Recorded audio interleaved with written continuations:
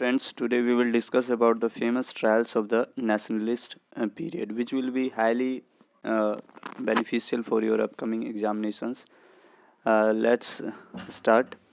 पहला है हमारे पास बहादुर शाह जफर. जान ही रहे होंगे ये लास्ट मुग़ल बादशाह था. और पहले मुग़ल बादशाह कौन थे? जी हाँ, बाबर. पता ही होगा. 1526 में पानीपत की लड़ाई के बाद मुग़ल साम्राज्य की नींव रखी गई थी. ठीक है, तो बहादुर शाह जफर के बारे में बात करते हैं. जनवरी 27, 1858 से मार्च 9, 1858 लाल किला के ऊपर में मुकदमा चलाया गया था इनके ऊपर में. तो ये क्यों चलाया गया था आप जैसा जानते हैं. चार्जेस क्या लगे थे इनके ऊपर? ट्रीजन, देशद्रोह का, कॉन्स्पिरेसी, रिबेलियन एंड मर्डर इन 1857. जानते हैं 1857 में जो क्रांति हुई थी उसमें जो है भारत के सम्राट बादशाह घोषित किए गए थे बहादुर शाह जफर.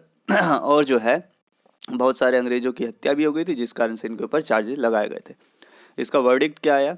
कन्विक्टेड, दोषी करार दिए गए और रंगून भेज दिया गया, जहां पर इनकी मृत्यु हो जाती है बाद में. नेक्स्ट हमारे हैं दूसरे नंबर पे सत्येंद्र नाथ बनर्जी. जी हाँ, सत्येंद्र नाथ बनर्जी 1883 में कलकत्ता हाई कोर्ट में इनके ऊपर ट्रायल चलाया गया था.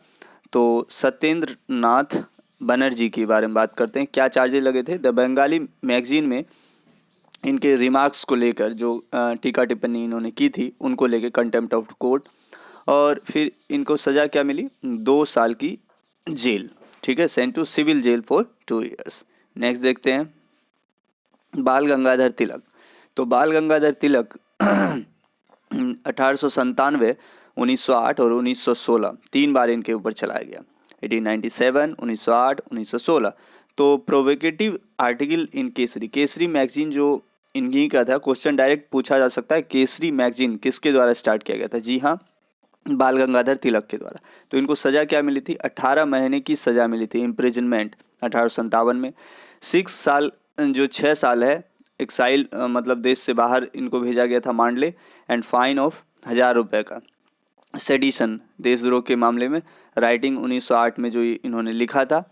No jail sentence was imposed. 1916 में कोई जेल सेंटेंस इम्पोज नहीं हुआ था, ये याद रखेंगे.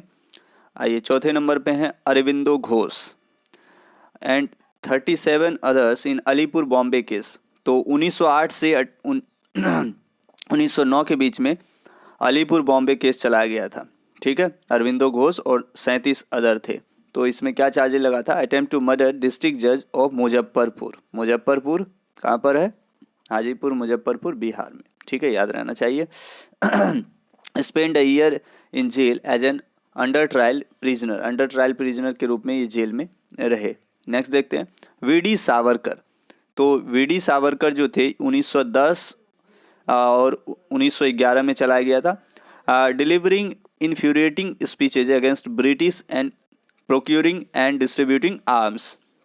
तो जान ही रहे प्रोवोकेटिव स्पीच दिया करते थे सारे जो स्वतंत्रता सेनानी थे, और देना जरूरी भी था, उस वक्त की मांग थी.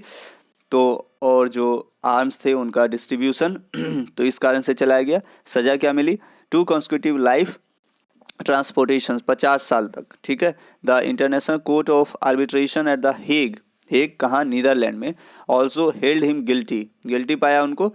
10 साल की सज़ा उन्होंने अंडमान जेल में काटी 1911 से 1921. 1911 से याद आया, दिल्ली जो है राजधानी शिफ्ट हुई थी, याद होगा, दिल्ली दरबार में. ठीक है, पहले भारत की राजधानी कलकत्ता हुआ करती थी, याद रखेंगे, कलकत्ता. आइए नेक्स्ट देखते हैं. हमारे पास नेक्स्ट है गांधी. तो गांधी एंड क्या है? Shankarlal bunker, publisher of young India. Young India के जो पब्लिशर थे 1922 की बात करते हैं. 4 inflammatory articles against the British के बारे में यंग इंडिया में छपा था, उसका कारण से इनके ऊपर मुकदमा चलाया गया. Sentence to jail for 6 years, 6 साल की सजा हुई, बट सेट फ्री ऑफ 1924 में इनको मुक्त कर दिया गया. नेक्स्ट आते हैं 37 communist in the Meerut conspiracy. Meerut Uttar Pradesh में, वहाँ कॉन्स्पिरेसी के चलाई गई थी 31 कम्युनिस्टों पर. इनके ऊपर भी चार्जेस थे, कॉन्स्पिरेसी अगेंस्ट द ब्रिटिश. सजा क्या मिली? Receive sentences varying from 3 years to life sentence. Next Bhagat Singh. Very important question पूछा जा सकता है. जून 1929 से जुलाई 1929. तो इसमें क्या हुई थी? Throwing a bomb in central assembly, central assembly में बॉम्ब फेंका था इन्होंने। किलिंग पुलिस एंड कांस्टेबल, और पुलिस कांस्टेबल की मतलब हत्या हुई, और साथ में सॉन्डर्स की भी कॉन्स्पिरेसी यहाँ तक, ठीक है, ये याद रखेंगे। Sentence to death, death sentence इनको दिया गया था, याद रखेंगे, वेरी इंपॉर्टेंट। नेक्स्ट है एम.एन. रॉय, 1931 से 1932 कॉन्स्पिरेसी एंड सिडिशन का चार्ज लगा था। सेंटेंस टू 12 ईयर्स इम्प्रिजनमेंट, 12 साल की इनको इम्प्रिजनमेंट की सजा मिली, लेटर रिड्यूस टू 6 साल बाद में कर दिया गया। नेक्स्ट है शाहनवाज, वेरी वेरी इंपॉर्टेंट है ये भी, क्योंकि क्वेश्चन बराबर पूछे जाते हैं। ये चलाया गया था लाल किला के ऊपर, ध्यान रखेंगे, ये लाल किला के ऊपर में चलाया गया था। Shahnawaz Khan, Prem Kumar Sahgal and Gurubaksh Singh Dhillon in the INA, Indian National Army जो थी, ट्रायल चलाया गया था 1945 में एट रेड फोर्ट, नई दिल्ली। तो रेड फोर्ट बच्चों किन्होंने बनाया था, ये शाहजहां ने बनाया था। इनका टाइम पीरियड था 1628 से 1658, ठीक है। ये भवनों के निर्माण में काफ़ी जाने जाते हैं, ठीक है। बचपन का नाम खुर्रम था, जान ही रहे होंगे। 1638 में इन्होंने लाल किला बनाई, जामा मस्जिद बनाई, मोती मस्जिद बनाई आगरा वाली, फिर तख्ते ताउस बनाई जिसको मयूर सिंहासन कहा जाता है, नगीना मस्जिद बनाई, ताजमहल बनाई, जानते हैं ताजमहल को बनने में 22 साल लग गए, ठीक है। और ताजमहल के निर्माण करता थे उस्ताद अहमद लाहौरी और उस्ताद ईशा खान। ये सारी महत्वपूर्ण जानकारियां हैं ताजमहल से संबंधित और शाहजहां से संबंधित। खुर्रम था इनका बचपन का नाम, और इन्हीं को आगरा के किले में कैद कर दिया था औरंगजेब ने, पता ही होगा। तो आखिर इनको इन लोगों पे क्यों मुकदमा चलाया गया था, INA के ये जो अधिकारी थे। वेजिंग वार बाय मर्डरिंग और अबेटमेंट ऑफ मर्डर, जानते हैं भारत को आज़ाद कराने के लिए इंडियन नेशनल आर्मी ने काफ़ी प्रयास किया। उसी क्रम में आप जानते हैं द्वितीय विश्व युद्ध भी चल रहा था, और फाइनली देखते हैं जापान की हार हो जाती है।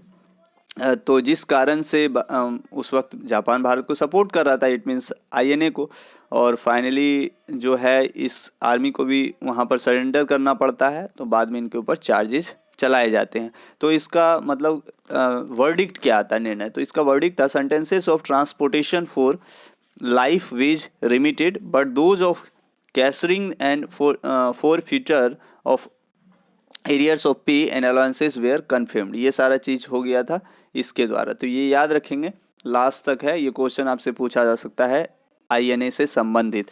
तो दोस्तों और भी जो है लेटेस्ट जो है इन्फॉर्मेशंस के लिए आप यहाँ पर आ सकते हैं और पढ़ते रहें, और अपकमिंग जो एग्ज़ाम आने वाले हैं उसमें आपका काफ़ी आप कह सकते हैं सहयोग मिलता रहेगा। धन्यवाद।